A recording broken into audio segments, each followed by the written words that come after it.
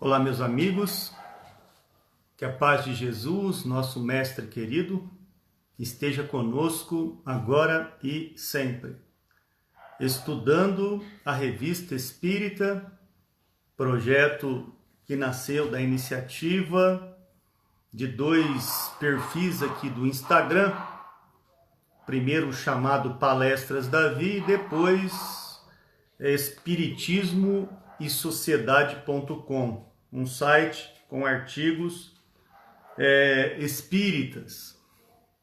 Então, nós nos reunimos para estudar todos os artigos da Revista Espírita, aproveitando aí para homenagear Kardec e o seu legado, não é?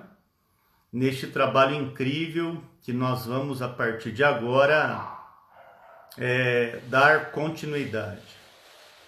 Estamos no mês de setembro de 1858, e nós vamos hoje ver o artigo chamado Um Aviso de Além-Túmulo.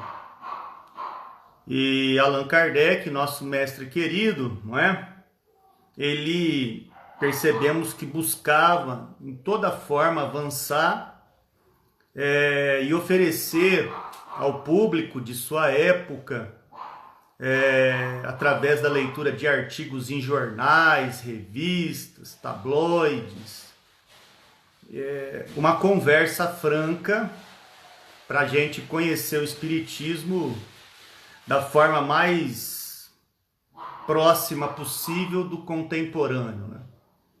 Do seu contemporâneo. Então, nós agradecemos a Deus a oportunidade que nos concede de estarmos reunidos em nome de Jesus e que tenhamos uma noite de estudo, uma noite de reflexão e de oportunidade de mergulho doutrinário a partir do que oferece Allan Kardec no texto intitulado Um Aviso de Além-Túmulo, ok? Vamos lá. O seguinte fato foi relatado pela Patrie, de 15 de agosto de 1858. Terça-feira passada, cometi a imprudência de vos contar uma história emocionante, né? Deveria ter pensado que não existem histórias emocionantes. Há somente histórias bem contadas, de maneira que o mesmo fato narrado por duas pessoas diferentes pode fazer dormir um auditório ou provocar arrepios de terror. Como me entretive com meu companheiro de viagem de Cherbourg a Paris, o Sr. B, de quem ouvi uma anedota maravilhosa. Se a tivesse estenografado, certamente teria possibilidade de vos causar arrepios. Deixe-me ver se tem algum comentário aqui, né? A forma de se contar histórias, a forma de interagir com o assunto, a diferença de quem sabe levar ao conhecimento do público através da mensagem, do que sai do remetente ao chegar no destinatário, faz toda a diferença, né? É bem provável que você já tenha tido aulas incríveis com professores maravilhosos, que você fica 50 minutos, 2 aulas ligado em cima do conteúdo, sem querer sair de cima, porque tem a forma de contar aquilo, tem a emoção de trazer através das palavras, através da gesticulação. E ao mesmo tempo você também já teve aquela aula chata pra caramba, de forma que por mais que você olhe no relógio, dá meio-dia, mas não dá 10 horas da manhã, essa aula que não acaba e tal, né? Então, você tem aí o fato narrado, no caso aqui, por duas pessoas diferentes. Uma que faz dormir o auditório, né? Outra que causa arrepios de terror. Então você já tem aí inclusive uma aula de comunicação, que a mensagem que sai nem sempre é aquela que chega, não é? Depende muito de como é falado, de como é exposto e de como é colocado, né? Basicamente, Kardec dá uma aula de comunicação, né? Remetente, mensagem, destinatário, né? O ponto de origem ao chegar ao ponto de destino, e assim vai. Então, o texto continua dizendo assim: mas cometi a imprudência de confiar em minha memória detestável, o que lamento profundamente.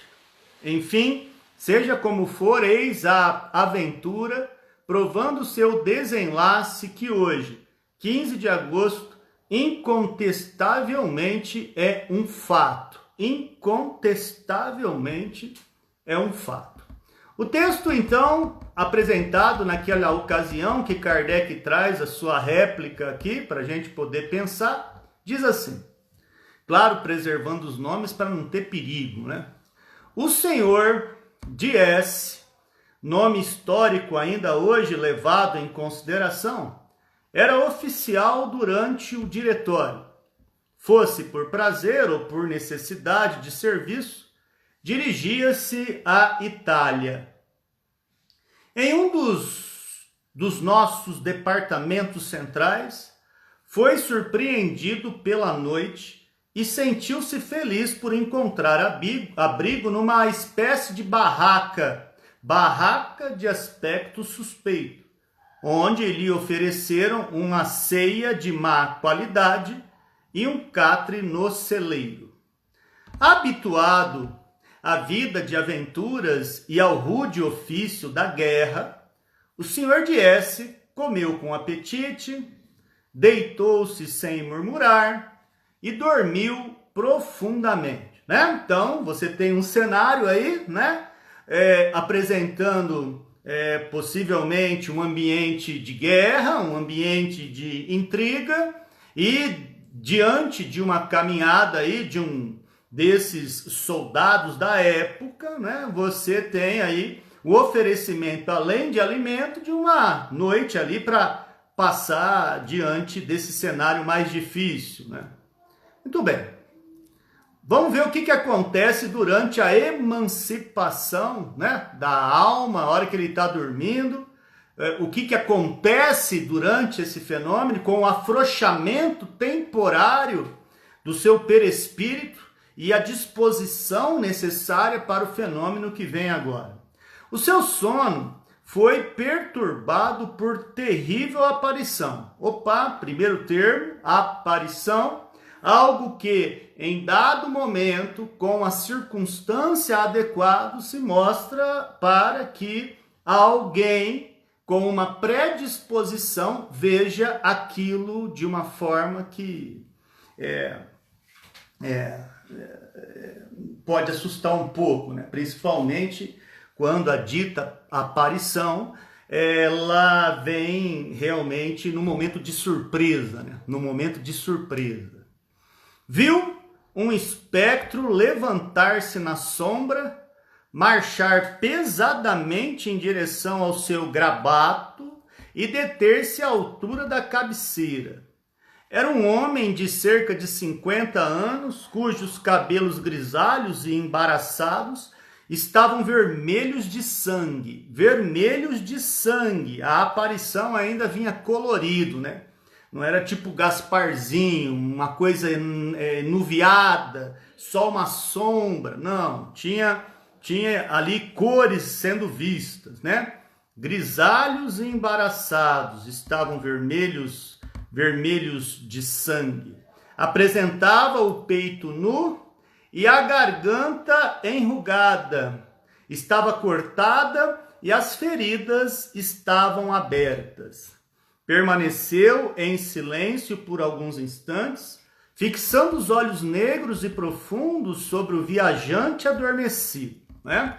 Então, é muito comum, né? A hora que a gente emancipa a alma, a hora que a gente vai dormir, que nós temos o contato com o mundo espiritual de uma forma muito mais ostensiva.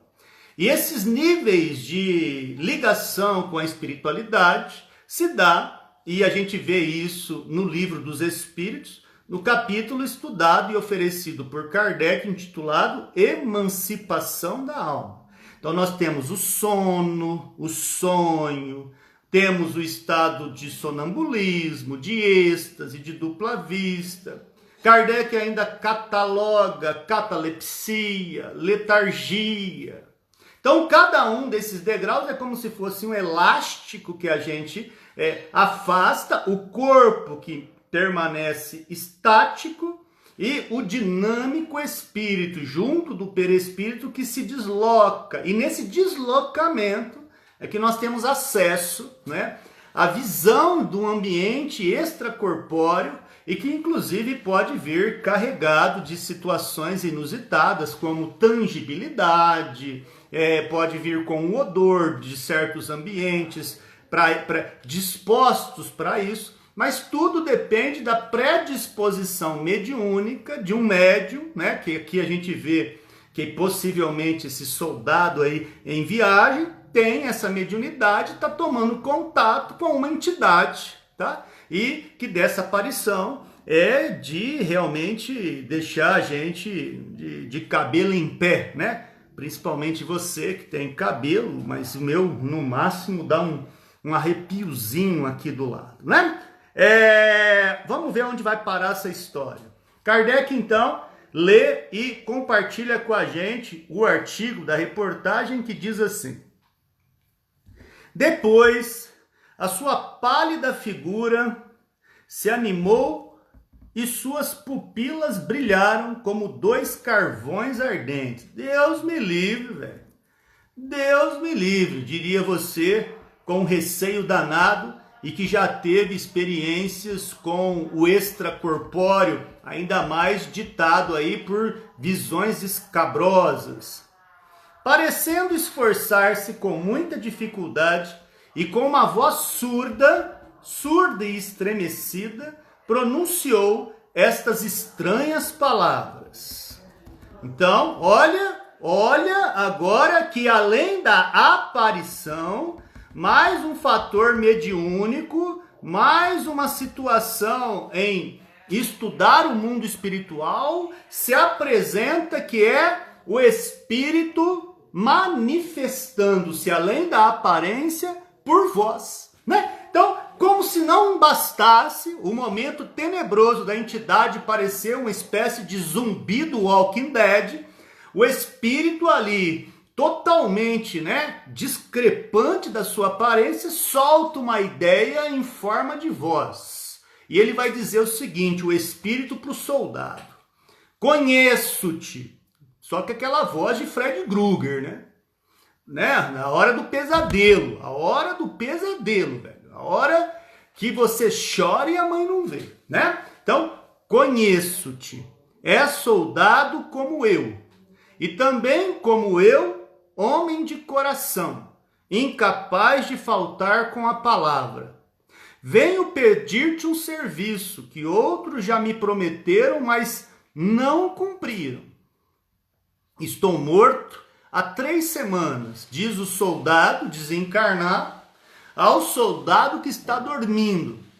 Sintonia próxima, o momento de comunicação, o espírito clamando por uma espécie de reivindicação do que possivelmente traria calma e passividade para sua alma. Ele diz: estou morto há 3 semanas. O dono desta casa, auxiliado pela mulher, surpreendeu-me durante o sono e me cortou a garganta.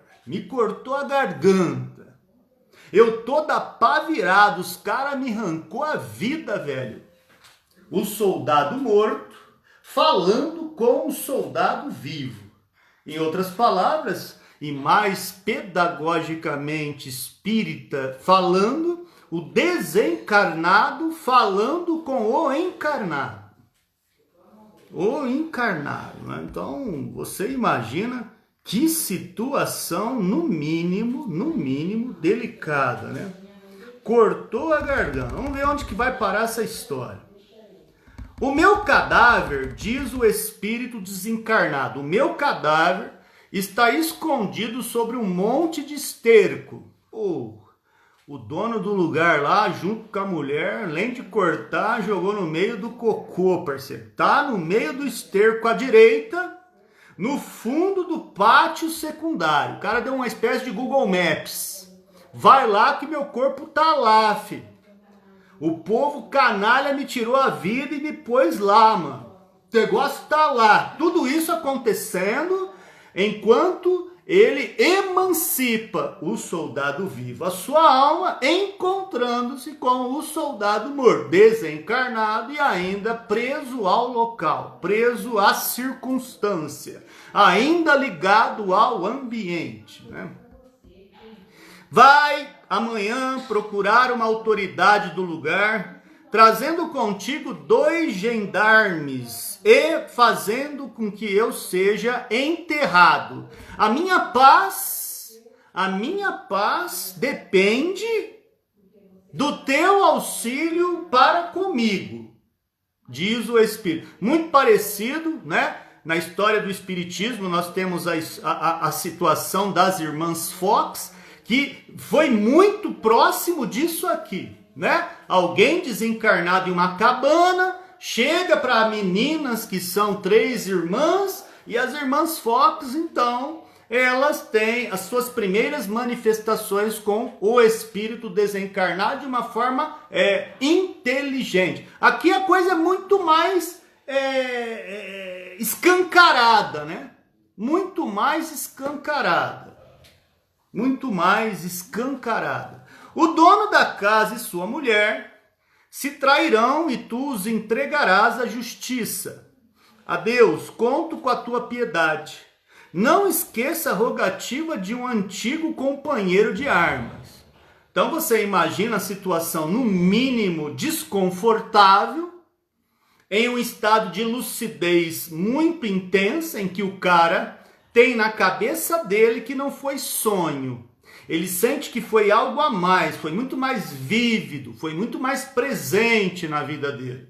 E aí, despertando, ou seja, o que é despertar para o Espiritismo?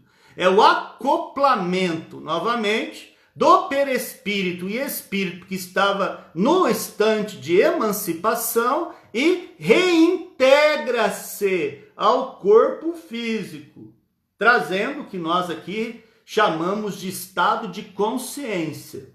Então, o nosso estado de consciência, de lucidez, o nosso estado de vigília, é o momento em que o nosso perispírito, acoplado com o espírito no corpo físico, fazem a história da vida durante a reencarnação, né? Então, é maravilhoso, porque tudo isso é muito pedagógico, né? Muito explicado minuciosamente pelo mestre Allan Kardec e os espíritos codificadores da doutrina espírita.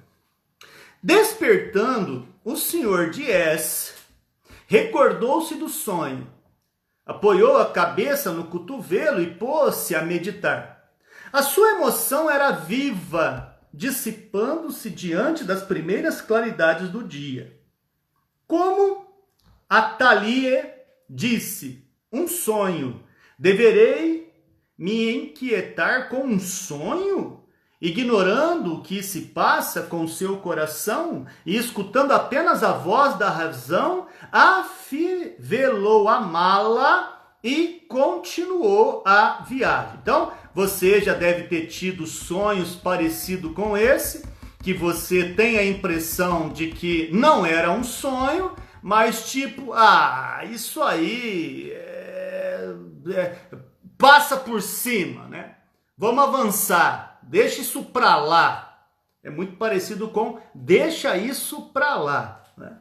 No final do dia, chegando à sua nova etapa, parou para passar a noite num albergue. Então o cara sai do ponto A, onde teve o contato com a entidade desencarnada, e chega no ponto B, um albergue. Agora ele chegou, né, na nova etapa da viagem. O soldado continuou a viagem, né?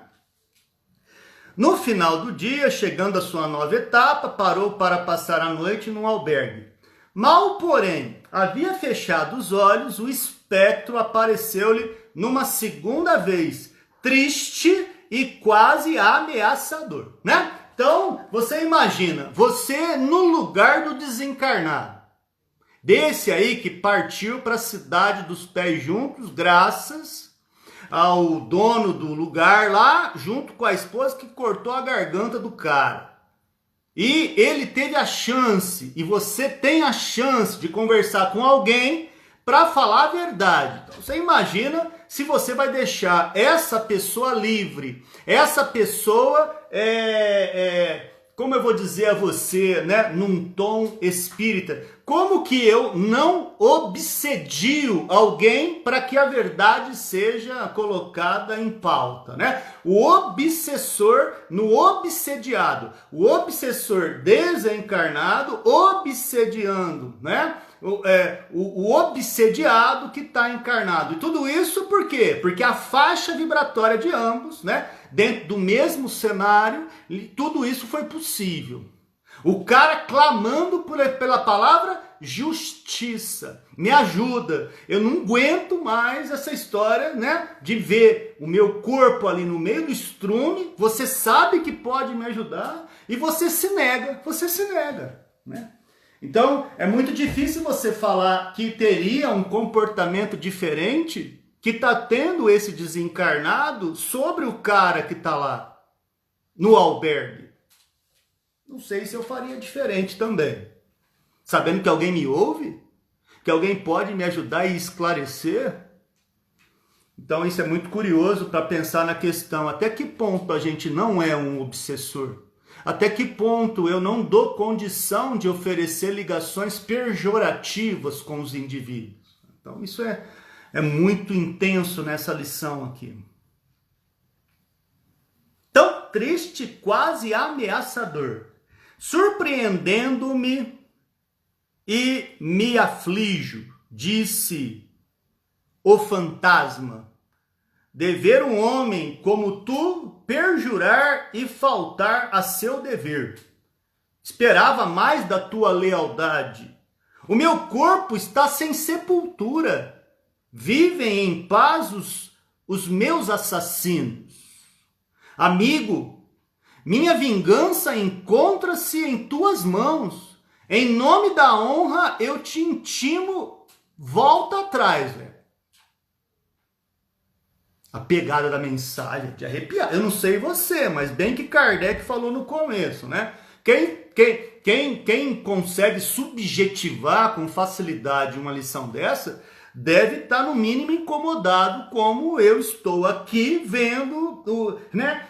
Principalmente no exercício da empatia, o que eu faria no lugar de quem passa pelo processo da mensagem, o destinatário, e como a gente se coloca na posição, né, do emitente, de quem envia a mensagem para ele.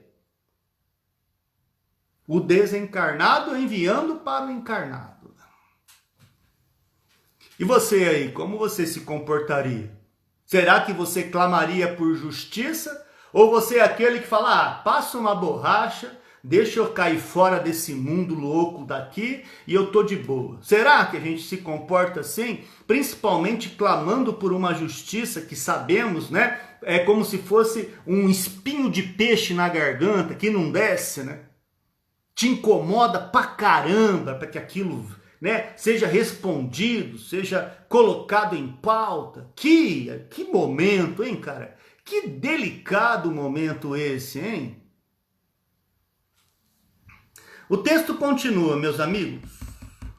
O senhor DS passou o resto da noite em grande agitação.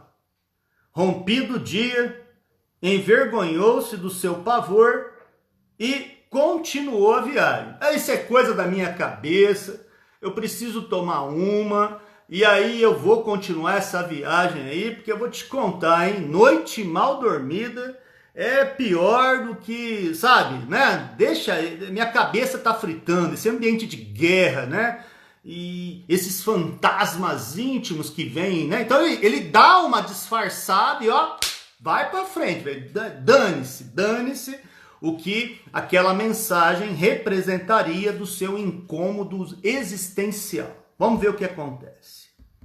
O senhor de S passou o resto da noite em grande agitação e continuou a viagem. Ao cair da tarde, terceira parada e terceira aparição. Né? Então, você vê que o quadro do processo obsessivo está instaurado. O cara pode chegar no Japão, né? O cara pode chegar na Grécia, o cara pode chegar na Lua, o cara pode chegar no Afeganistão, o cara pode chegar onde for. O espírito estará com ele porque a sintonia não é de lugar, é de consciência. Então, pô, isso é muito legal, né? Não adianta mudar de casa. Se você estiver obsediado, não adianta mudar de casa. Porque a casa da frequência do obsessor ao obsediado é a consciência do indivíduo. É ali que a coisa está. Ao cair da tarde, terceira parada e terceira aparição. Desta vez o fantasma estava mais lívido e mais terrível. Agora o bicho vai pegar mais. Um sorriso amargo percorria seus brancos lábios. E aí, aquela voz rouca da mensagem anterior, agora vem a voz rude. Tipo, amigão, não tem para onde ir. Não tem. Ou me ajuda, mano. O nível de justiça desse soldado desencarnado está em fúria. E vamos ver o que acontece diante da nova narrativa. Creio que te julguei mal. O teu coração, como o dos outros, parece insensível às súplicas dos infortunados. Em outras palavras, o obsessor coloca para aquele que ouve a mensagem: você não vale nada. Você teve a chance, tem a chance de me ajudar e me liga o dane-se. Mas beleza. Me ferraram lá. Eu te ferro aqui. Venho invocar o teu auxílio pela última vez e fazer um apelo à tua generosidade. Diz o soldado desencarnado para o soldado ainda encarnado. Retorna X, me vinga ou será para sempre maldito. Eu vou ser um carrapato na tua vida. Você nunca mais vai ser feliz, nunca mais vai ter alegria. Diz o espírito que clama por justiça através da ameaça. É provável que você olhe para mim e fale assim: pô, mas cadê Deus, velho? Por que Deus está permitindo uma situação dessa? Por que Deus não faz algo para impedir circunstâncias como essa? A importância aqui de entender que Deus não tem nada a ver com isso. Essa é uma questão de parceria, de frequência similar, de sintonia compatível. Então, o encarnado e o desencarnado têm graus de semelhança para que esse contato seja providencial. Providencial. Vamos ver como a história se desenrola. Lembrando que esse texto está num jornal na época do Kardec. Kardec pega o jornalzinho lá e ele replica aqui para depois trocar ideia. Dessa vez, o senhor Dias decidiu retornar o caminho de volta até o albergue suspeito, onde havia passado a primeira de suas lúgubres noites. O cara voltou, né, velho? Não tinha jeito, né? A pressão emocional deve ter sido gigantesca, mas ele voltou naquele primeiro lugar aonde a entidade se conectou com ele a primeira vez. Dirigiu-se à residência do magistrado e pediu 2 gerdames. A sua E à vista dos dois policiais, os assassinos empalideceram e confessaram o crime, como se força superior lhes houvesse arrancado essa confissão fatal. Então chegou dois agentes, né? Chegou dois agentes ali, levados pelo soldado, que foi incomodado pela entidade espiritual, e ouviu, né, que realmente eles eram assassinos, tanto o marido quanto a esposa, dessa entidade que clamava por justiça, por justiça. O processo foi instruído rapidamente, tendo eles sido condenados à morte. O casal teria um fim complicadíssimo, não é? Lembrando que nessa época aqui era guilhotina, era um jeito de desencarnar bem complicado, né? Quanto ao pobre oficial, cujo cadáver foi encontrado sobre um monte de esterco, à direita, no fundo do pátio secundário, foi sepultado em Terra Santa, e os sacerdotes oraram pelo repouso de sua alma. Portanto, você vê aí um fato legitimado, né, de contato espiritual, de veracidade dos fatos pelos quais a gente percebe aqui um cenário que envolve vivos e mortos, encarnados e desencarnados, e a mecânica da mediunidade, ora devotada de maneira santa pela crença em que ela pode provocar, mas também conhecendo um processo obsessivo quando nós nos negamos a enxergar os fatos. Nós nos negamos. Quantas pessoas em casa de saúde mental? Quantas pessoas nos hospícios? Quantas pessoas com remédios, né, e psicotrópicos para segurar a onda de momentos muito próximos desses citados aqui no jornal, né? E que Kardec traz para a gente com muita exclusividade de raciocínio, né? De raciocínio. Vamos ver onde o texto vai parar, meus amigos. Havendo cumprido sua missão, o senhor de S apressou-se em direção à região e correu para os Alpes, sem olhar para trás. Lógico, né? Missão dada, missão cumprida. O espírito faz o estardalhaço, deixa o cara malucaço. A hora que a coisa acontece do jeito que o espírito falou, ele, ó, mas vou para frente que eu não quero nem saber o que está para trás, né? Sem saber o que é e como funciona o mundo espiritual. A primeira vez que repousou numa cama, o cara chegou nos Alpes, né? O fantasma ergueu-se novamente ante os seus olhos, não mais o fazendo com ferocidade e irritação, porém, mais suave e benevolentemente disse para o cara que falou a verdade, que levou os dois agentes, que prendeu o assassino e a assassina do cara que ali está, numa espécie de feedback, né? Numa espécie de pós-venda. Vamos ver o que a entidade coloca dessa vez, né? Para o cara que não aguenta mais o contato com esse zumbi do Walking Dead, né? Obrigado, obrigado, irmão, diz a entidade. Obrigado, obrigado, irmão. Quero agradecer o serviço que prestaste. Mostre-me-ei a ti uma vez ainda. Uma só. 2 horas antes da tua morte, eu vou vir te avisar. Adeus. Novamente, porque miséria pouco é bobagem. O cara já está todo ferrado com esses contatos espirituais. E aí vai muito daquela piadinha que a gente ouve, ó, morreu 10 jogadores, falta 1, o cara sonha, esse é o próximo, então se prepara que você vai morrer para jogar com a gente aqui. Então realmente não é fácil, né? Então olha a mensagem novamente, obrigado, obrigado, irmão, quero agradecer o serviço que prestaste.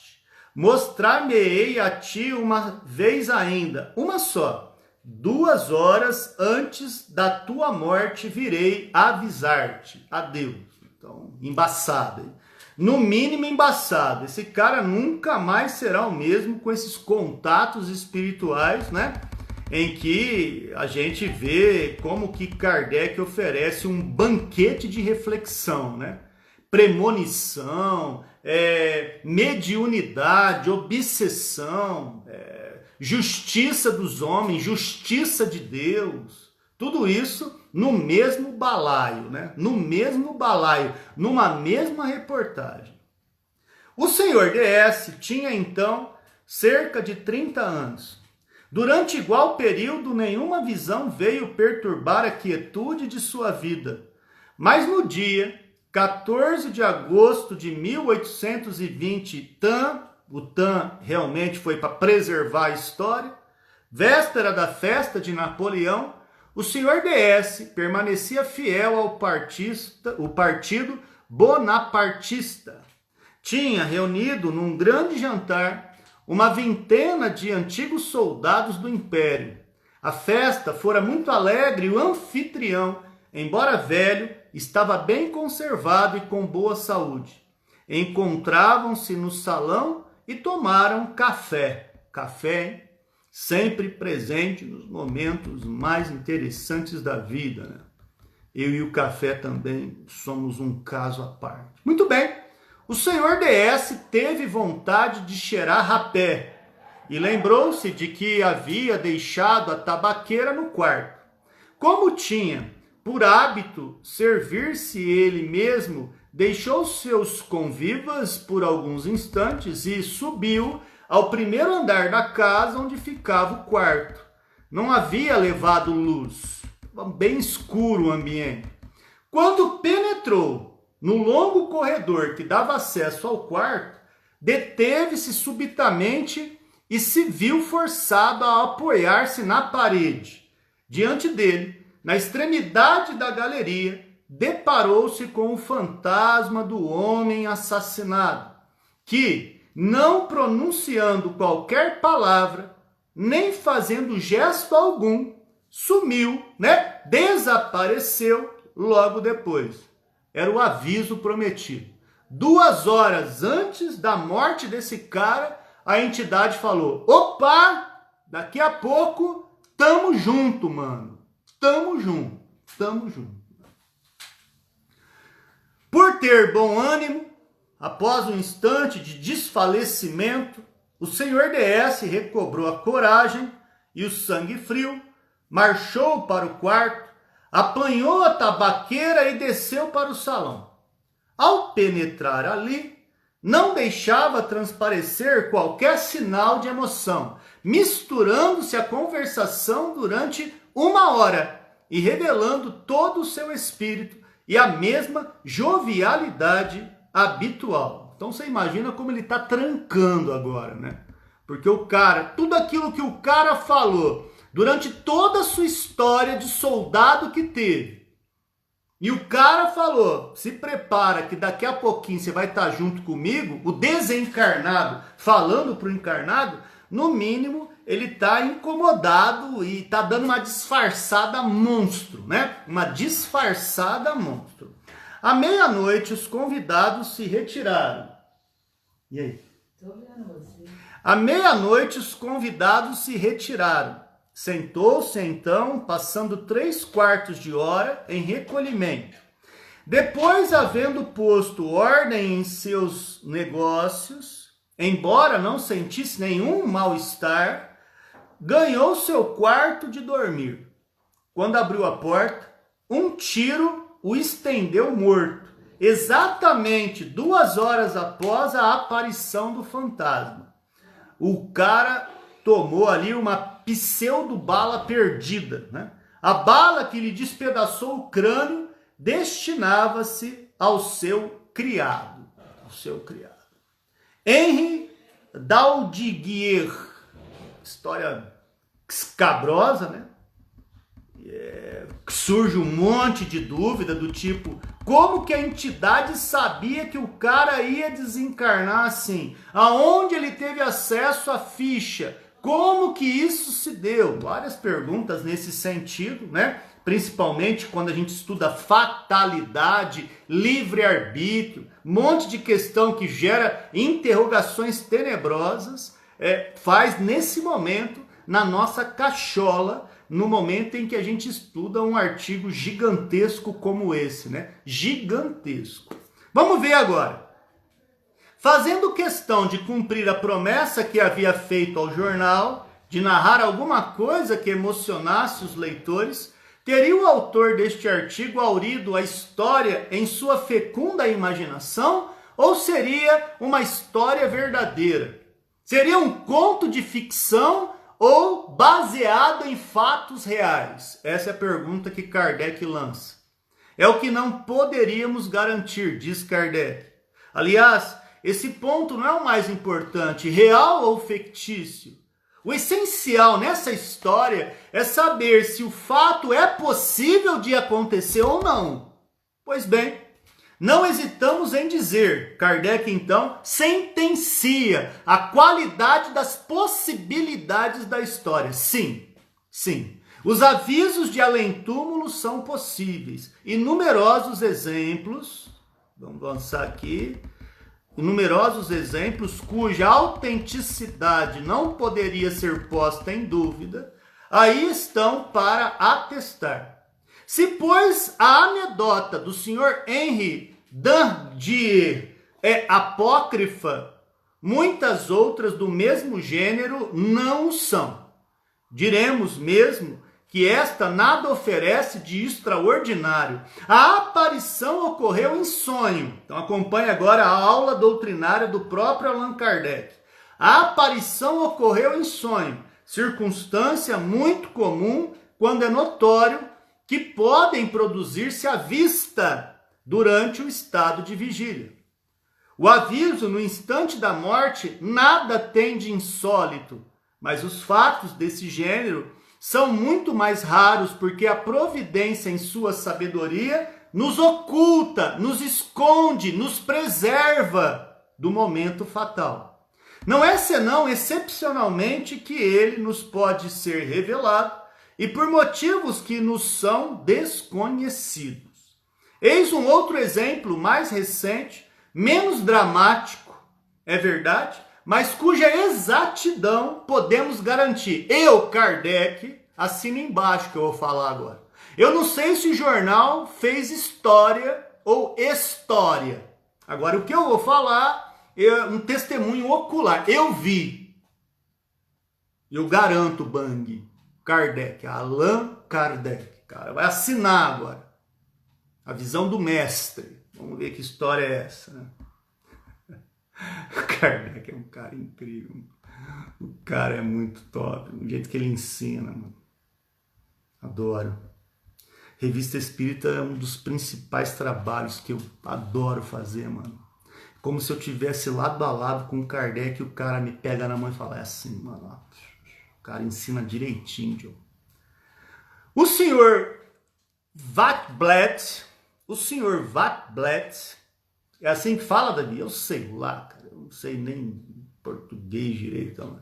O senhor Vatblatt, negociante e presidente do Tribunal de Comércio de Borlogn, faleceu no dia 12 de julho passado, nas seguintes circunstâncias. Sua esposa, que havia perdido há 12 anos e cuja morte lhe causava constantes pesares, apareceu-lhe durante 2 noites consecutivas nos primeiros dias de junho, dizendo-lhe, Deus apiedou-se dos nossos sofrimentos e deseja que em breve nós estejamos reunidos, né? Nós estejamos juntos. A mulher dando toque no marido, né? Mandando um zap.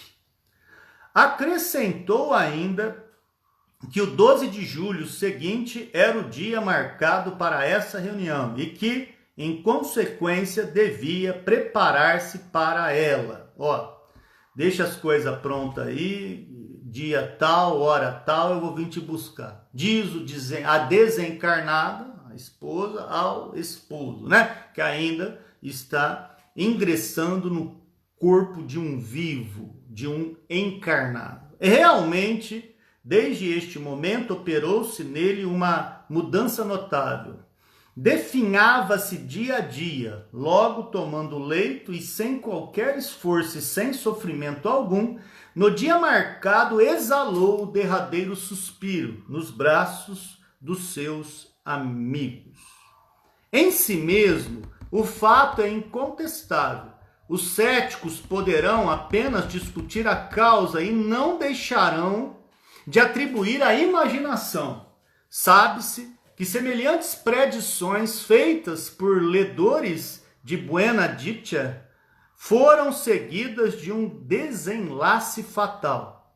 Nesses casos, concebe-se que a imaginação superexcitada pela ideia possa fazer com que os órgãos experimentem uma alteração radical.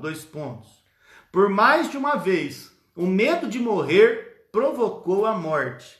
Aqui, entretanto, as circunstâncias não são as mesmas.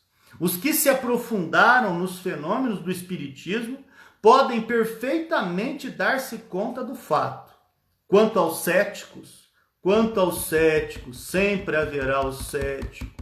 Quanto aos céticos, aos que não acreditam, só tem um argumento: não creio, logo isso não é possível.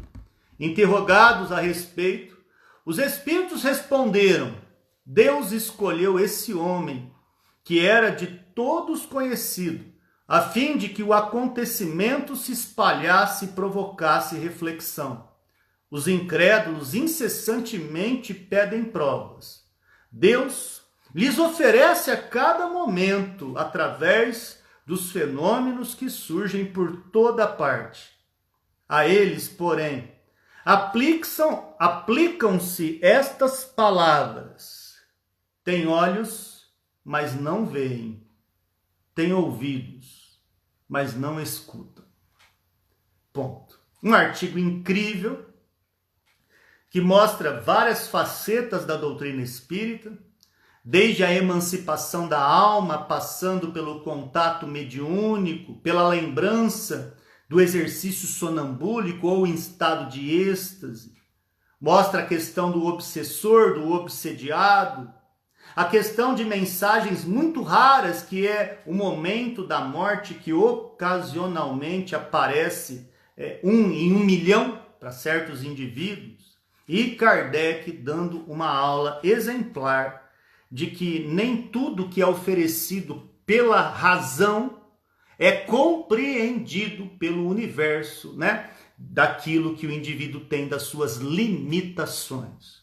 Uma noite abençoadíssima. Na próxima quinta-feira, o Davi Filho, responsável pelo dia do evento, vai estar falando sobre os gritos da noite de São Bartolomeu, né? E nós aqui na terça ainda dizemos que esse material é disponível daqui a pouquinho pelo Deezer e pelo Spotify.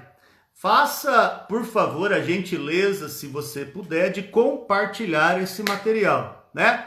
Marcar na sua agenda, toda terça, quinta, 19 horas, estamos aqui assegurando todo o conteúdo que Kardec trabalhou aí nesses 11 anos e 4 meses de sua vida, né? Nesse material incrível que é a Revista Espírita.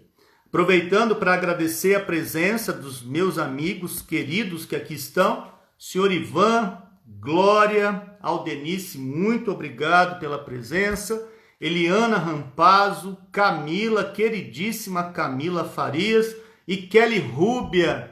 Que a paz de Jesus, nosso mestre querido, continue conosco agora e sempre. Uma ótima noite a todos.